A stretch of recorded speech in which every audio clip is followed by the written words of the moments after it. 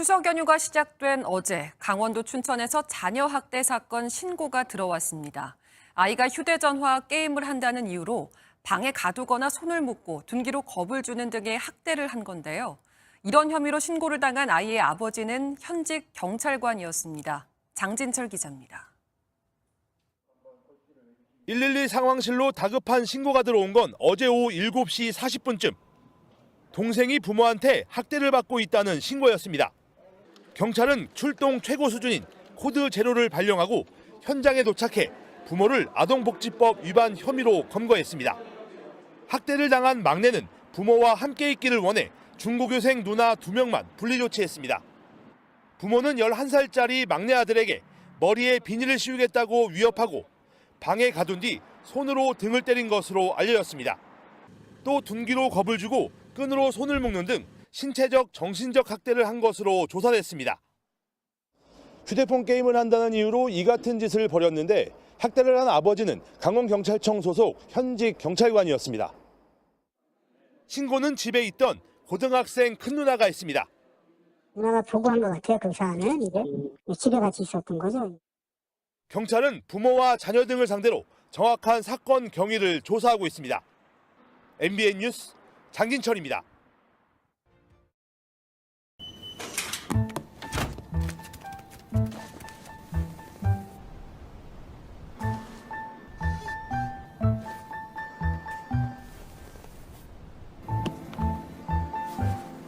숨바꼭질이 놀이가 아닌 아이들이 있습니다. 이 아이들에게 가장 무서운 공포는 부모의 폭력입니다.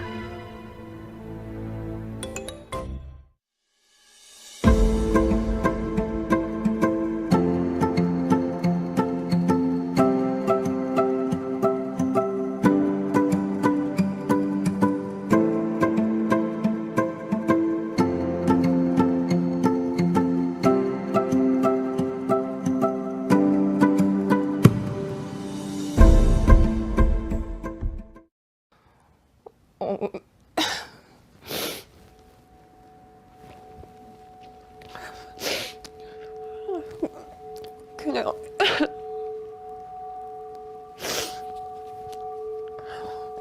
잡힐 수 있는 데는 다 잡혀서 맞았고요. 내가 겪고 있는 게 뭔가 잘못된 거일 수 있겠구나라는 거는 어떤 계기로 알게 되셨어요? 언어적인 폭력, 그리고 육체적인 폭력, 이 두 가지가 나에게 가해졌을 때 잘못됐다는 건 알고 있었죠. 하지만 그때는 너무 약했고 어렸고 힘이 없었고 그랬기 때문에 발버둥 칠 수도 없었던 것 같아요. 그 시간을 어떻게 버티셨는지. 버텼다는 거는 끝을 경험을 해봤기 때문에 할 수 있는 이야기인 것 같고, 제가 그 삶 딱 중간에 살고 있을 때는 그냥 모두 세상이 다 그런 줄 알았어요. 그 순간은 사실 문제를 몰랐기 때문에 지금까지 산 것 같거든요. 다른 집은 안 그래 이걸 알았으면 저는 오래 못 살았을 것 같아요. 다른 집들은 이렇지 않다는 걸 언제 아셨어요? 14살 때 무렵에 알게 됐죠. 그때까지도 말하면서도 저는 크게 이상한 거를 못 느꼈었죠. 그냥 아이 뭐 쟤네는 저 정도밖에 안 됐네. 나는 그냥 좀 더 세게 맞았는데 이 정도까지였는데 그 한 친구의 말이 저를 확 각성을 시켜줬죠. 우리 엄마가 그러는데 너 바닥에 반찬 뿌려놓고 주워 먹게 한 거 그거 거짓말이래. 부모가 자식한테는 그럴 순 없는 거래. 그 말이 와닿았고 그때 눈을 뜨게 된 거. 네, 눈을 뜨게 됐어요. 세상. 어린 시절 겪은 아동 학대를 세상에 말하기까지 참으로 오랜 시간이 걸렸습니다. 여기 살아남은 아이들이 있습니다. 어른이 된 아동 학대 피해자들이죠. 짧게는 15년에서 길게는 27년까지 그 긴 시간 동안 아이들의 목소리는 왜 세상에 닿지 못했을까요?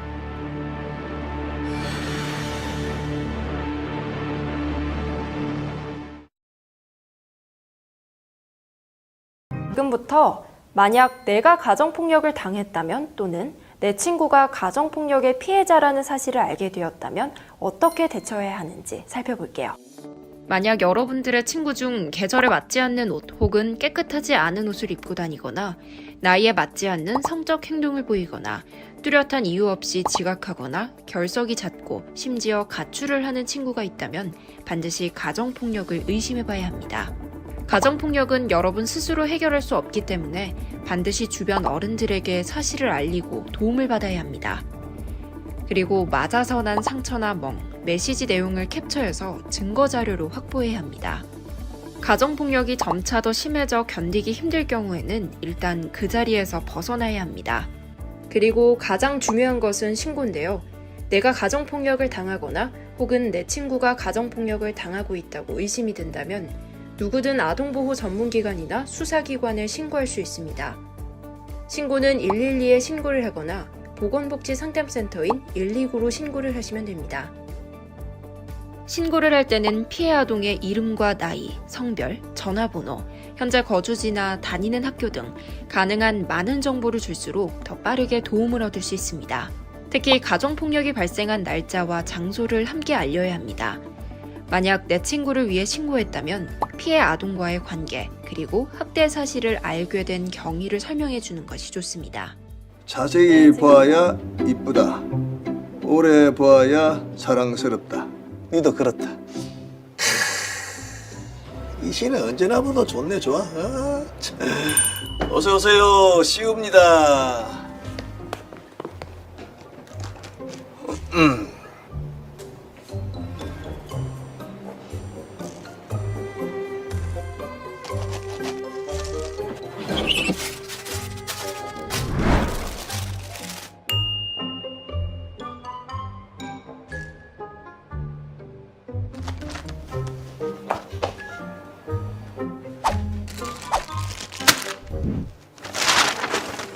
아이, 깜짝이야.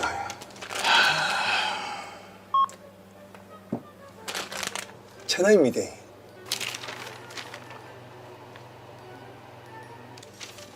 천원이에요.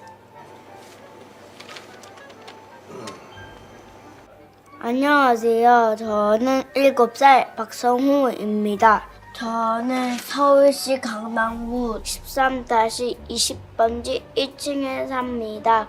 저는 초록색을 좋아해요. 아, 네가 초록색을 좋아하는구나. 근데 그 젤리는 천원이 돼.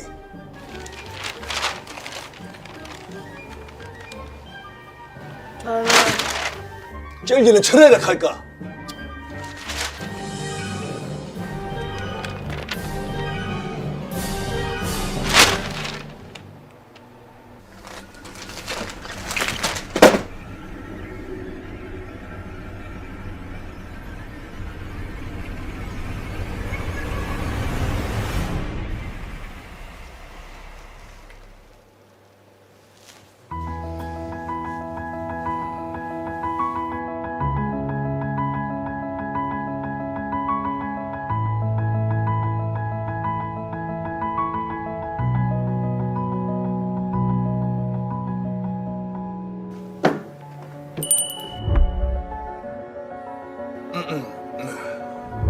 이름을 알고 나면 이웃이 되고.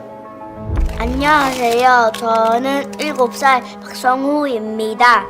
색깔을 알고 나면 친구가 되고. 저는 초록색을 좋아합니다.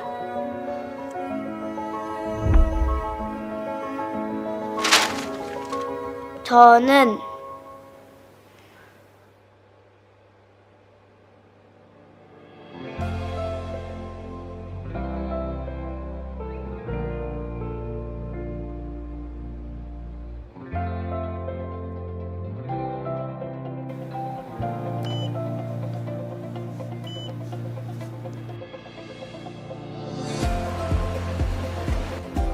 네, 안녕하십니까.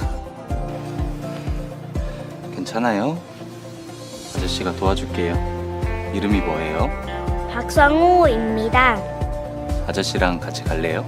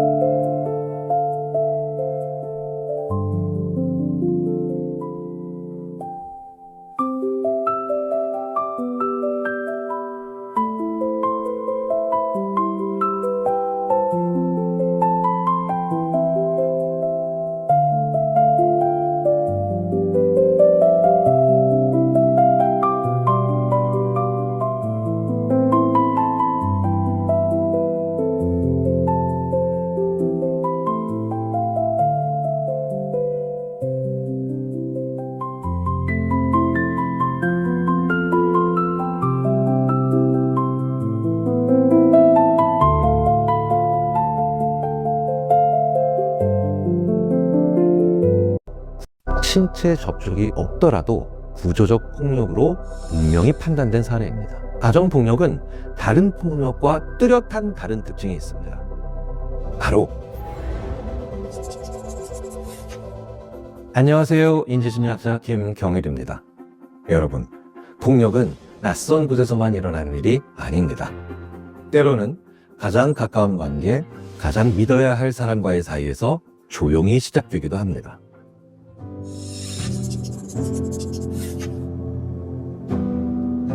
가정폭력은 배우자, 부모, 자녀, 그리고 형제, 자매 등 가족 구성원 사이에서 발생하는 신체적, 정신적, 경제적 피해를 수반하는 폭력 행위를 말합니다.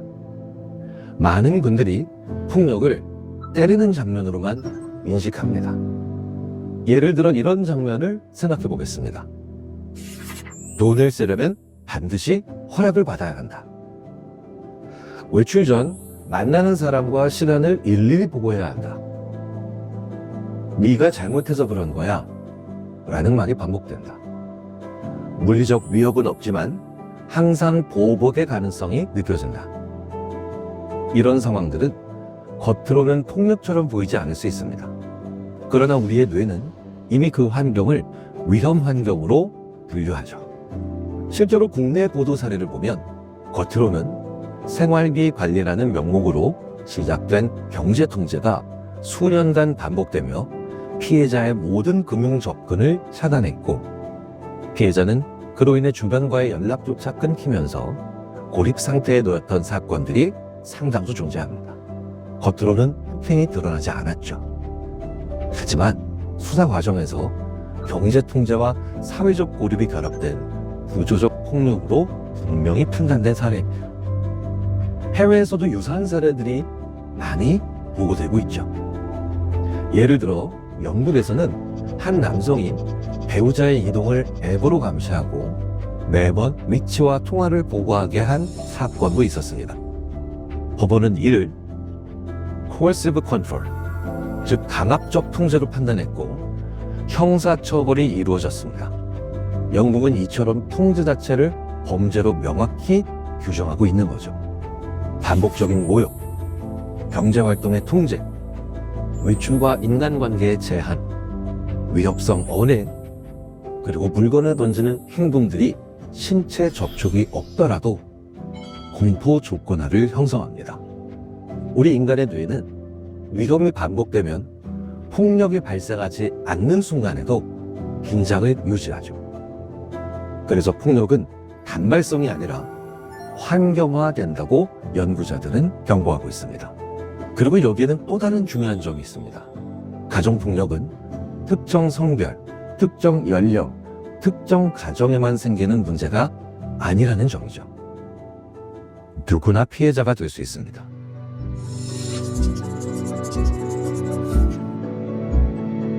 가정폭력은 다른 폭력과 뚜렷한 다른 특징이 있습니다. 바로 반복성과 지속성입니다. 가족은 법적, 경제적, 정서적, 사회적 관계가 얽혀있는 소규모 집단이죠. 그래서 피해자는 단순히 나가면 되지 라는 선택을 현실적으로는 하기가 매우 어렵습니다. 인지심리학에서는 이런 상태를 복합 의존 구조라고 설명합니다. 그리고 의존이 많을수록 위험 신호 인식이 늦어진다는 매우 중요한 기저요인이 존재하죠. 실제로 많은 사건들에서 폭력은 수년간 반복되었습니다. 언론 보도를 보면 그동안 여러 차례 폭력이 있었지만 사과를 받아들였고 아이 때문에 참고 지냈다. 이런 식의 피해 진술이 반복되는 걸 우리는 너무나도 쉽게 발견할 수 있죠. 그런데 이 말은 단순한 선택의 문제가 아니라 명확한 인지 구조의 문제입니다. 또 다른 중요한 특징은 폭력의 순환입니다. 1단계, 긴장 축적 단계. 2단계, 폭력 발생 단계. 3단계, 화해와 사과 단계. 4단계, 안정 단계. 그리고 이 폭력의 순환의 사이클은 반복됩니다. 그렇기 때문에 문제는 사과와 안정 단계가 헛된 희망을 학습시킬 수 있다는 거예요. 이번엔 바뀔지도 모를 거야. 이런 무의미한 기대가 폭력을 오히려 연장시키는 경우가 허다하다는 겁니다. 인지심리학에서는 이를 간헐적 보상이 가장 강한 학습을 오히려 만든다는 역설로 설명하기도 하죠. 내가 예민한 건가? 조금만 참으면 괜찮겠지. 이렇게 폭력은 계속되고 누적되면 우리 몸의 상처를 만들기 이전에 이미 우리의 판단 시스템을 흔들어 버린다는 거죠. 그리고 이 모든 과정은 결국 불안, 우울, 무기력과 같은 심각한 심리적 문제로 이어지고요. 결국 자기 판단에 대한 신뢰를 극도로 약화시킵니다.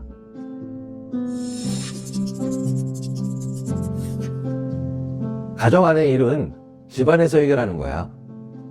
가족이니까 참아야 한다. 이러한 말들은 갈등을 줄이는 지혜처럼 보이곤 합니다.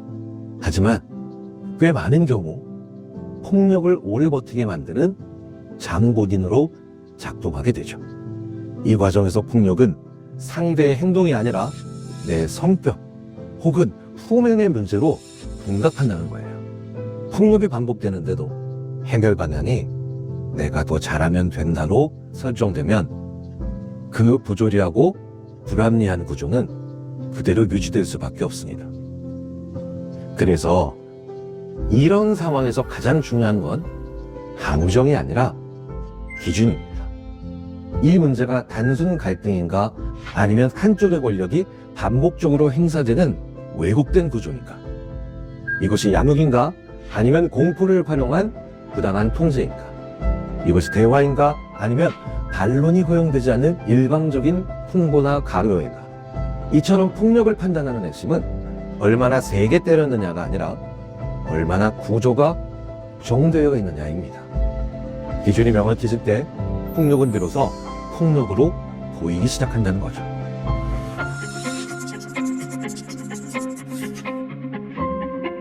가정폭력 상황에서 겨우 이 정도의 사안으로 도움을 요청해도 되는 것일까?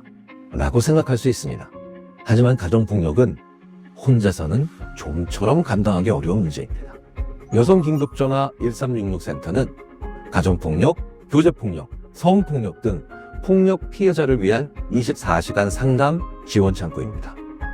또 한 가지 중요한 점은 피해자 본인뿐만 아니라 주변에 있는 가족, 이웃, 지인도 얼마든지 상담을 요청할 수 있다는 겁니다.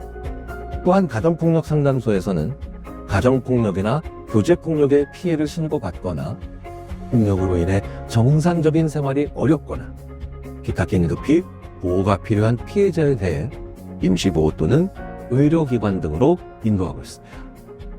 가정폭력 피해자의 신변 위협이 있는 경우 보호시설을 이용할 수 있습니다.